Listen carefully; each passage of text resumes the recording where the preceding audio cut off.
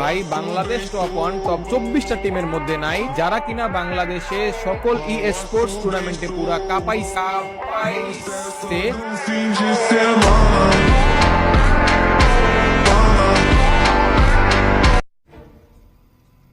হতাশ আমি বাংলাদেশ টপ 1 নিজেও হতাশ এবং কাকে এতদিন নিঃস্বার্থভাবে ভালোবাসতাম যে কিনা তার টিমমেটের সাথে বেমানি করে। ওবাইদুল কাকু বলে তোমাদের সামনে পরিচয় করে। এটা নিজে ছিল না কোনো গেম প্লে, যে মানুষটা নিজে কখনো গেম খেলতো না, যে মানুষটা ইউটিউবে যে ভিডিওগুলো আপলোড দিত তার মধ্যে 100টা ভিডিওর মধ্যে 90টাই প্রান্ত দাদা গেম খেলে দিত, সেই ভিডিওর উপরে ভয়েস ওভার করে নিজের বলে চালাই দিত।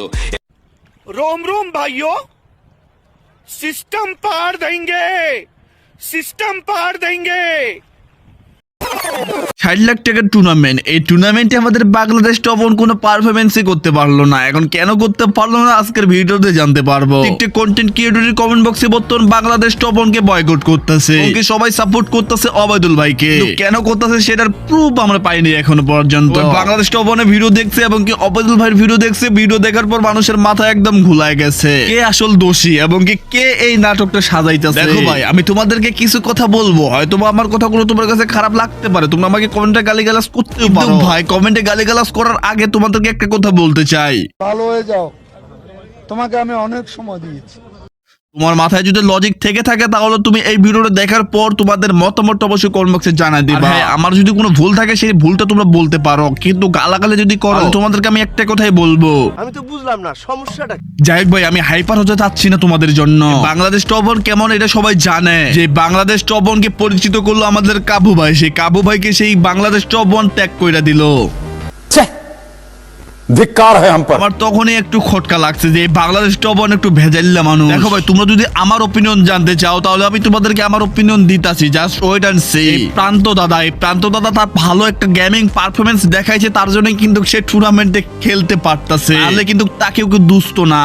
এবং কি তার গেম প্লে ভালো ছিল, তার সবকিছুই ভালো ছিল, তার কিন্তু একটা সাপোর্টের প্রয়োজন ছিল। আগের যে ফোনটা ছিল তার আগের ফোনটা তেমন ভাবে পারফরমেন্স দিত না, তাকে একটা ভালো ফোন কিনে দিছে ওবাইদুল ভাই। এখানে দেওয়ার উচিতটা ছিল আমাদের বাংলাদেশ টপ 1 এর, কারণ তার টিমে খেলতেছিল, সে এই কাজটা করে না। সে দাবি করতেছে প্রান্ত দাদা নাকি তার প্লেয়ার। আমার চ্যাটার বাল ভাই, শুধুমাত্র তোমার টিমে খেললে যে তোমার প্লেয়ার হয়ে যাবে তেমনটা না, ডিভাইসটাকে ইমপ্রুভ করাই দিতে হয়। তুমি সেই দিকে লক্ষ্য করো না, তুমি করো কি যেদিন তোমাদের টুর্নামেন্ট হবে সেই দিন তুমি সেই প্লেয়ার গুলোরে নিয়ে যাবে। এটা তো ভাই কোনো লজিক হইলো না। এখন ভাই তোমরা যে জিনিসটা ভাবতেছো যে ওবাইদুল ভাই কি স্বার্থ ছাড়া কি এই কাজগুলো করছে, আরে ভাই স্বার্থ ছাড়া তো কেউ কিছু করে না।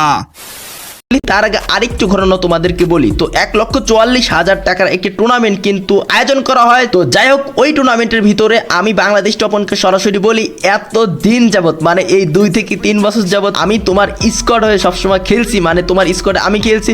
তো আমি চাই জাস্ট এই একটা টুর্নামেন্ট তুমি আমার স্কোয়াডে এসে খেলো, মানে সব সেম থাকবে, শুধু স্কোয়াডের যে স্লট নাম থাকে এই নামটা চেঞ্জ থাকবে। তো বাংলাদেশ টপ 1 সরাসরি না করে দেয়, না এটা তো পসিবল না, এটা হবে না। এটা এখানে ওবাইদুল ভাই চাইছিল যে ভালো যেহেতু প্লেয়ার এরে নিয়ে আমি নেক্সট একটা টুর্নামেন্ট খেলবো, জন্য প্রান্ত দাদারে এত কিছু সাপোর্ট করতো সে।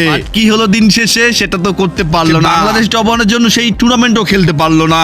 এদেরই মাথায় রাখবা, কেউ স্বার্থ ছাড়া এই দুনিয়াতে চলাফেরা করে না। বাংলাদেশ টপ 1 কত বড় মির্জাফর চেষ্টা তোমরা জানতে পারবে। আমি তখনই চিনছি যখন সে কাব্বু ভাইয়ের কাছ থেকে চলে আসছে। কাব্বু ভাই আরো কয়েকজনের সে ব্লেম দিছে, তখনই আমার খুব খারাপ লাগছে গাইস। শুধুমাত্র যে একটা প্লেয়ারের গেম প্লে ভালো হবে সেটা না, তাকে সাপোর্ট করতে হয়, তার ডিভাইস কি ইমপ্রুভ করে দিতে হয়, সাথে একটা ভালো বন্ডিং করতে হয়। তুমি সেই জিনিসটা করতে পারো না, কি করছো তাকে ভয় দেখায় তুমি তোমার টিমে নিয়ে আসছো, কি দিন শেষে তার উপর এলিগেশন দিতাছো। এখন গাইস তোমরা পারো, তোমরা কি করবে না করবে সেটা তোমাদের উপর নির্ভর করে। শুধু আমার অপিনিয়নটা দিলাম যেখানে বাংলাদেশের অনেক বড় ভুল আছে, এখন তোমাদের উপর নির্ভর করে তোমরা যেটাই বলবা সেটাই হবে। যেটা মনে হয় যে এই দুইজনের ভিতরে একটা খেজ আছে এবং কি অডিয়েন্সকে ম্যানিপুলেট করার চেষ্টা করতেছে। কিন্তু ভাই তোমরা আগেই কেউ ভদাই হইও না, আগে তোমরা যাচাই বাছাই করো যে কে আসল দোষী। এটা নিয়ে তোমরা মাঠে নামো, আমি তোমাদেরকে সেই জিনিসটা দিব যে কে আসল দোষী। তার জন্য একটু ধৈর্য সহকারে বসো। আজকের ভিডিওতে না সেকেন্ড পার্টে আমি সেই টপিকটা নিয়ে কথা বলবো। আজকের ভিডিও এখানেই শেষ করতেছি। যদি কেউ বাজে কমেন্ট করো তাদেরকে বলতে চাই, বললাম না যে কোনো হাইপার হবো না আমি।